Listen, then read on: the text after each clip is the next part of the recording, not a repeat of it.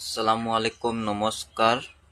আজি মই BS6ৰ মাজতে কেইদিনমান আগতে খুলিছিলোঁ। টাইমিং চেনৰ কথা যিটো কৈছিলোঁ এইটো টাইমিং চেন নহয়, আপোনালোকক দেখা এইটো আপোনাৰ ব্লকে বনাব লাগিব। ইঞ্জিন চিজ মাৰি দিলে বস্তুটো, মবিল শুকাই গৈছিলে, মবিল নুঠোৱাৰ কাৰণে গোটেই ইঞ্জিন চিজ মাৰিলে, কেমচা প্ৰকাৰ গোটেই বেয়া হৈ গ'ল। আপোনালোকক দেখাই আছোঁ।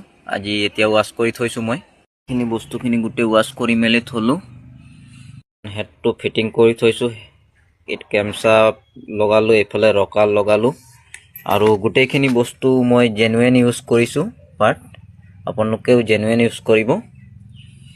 ইয়াৰ নেক্সট ভিডিঅ'ত আপোনালোকক হেড আৰু ব্লকৰ ফিটিং প্ৰচেছ কেনেকৈ কৰে ফিটিং সেইকেইটা দেখাম। নেক্সট ভিডিঅ'টো চাব।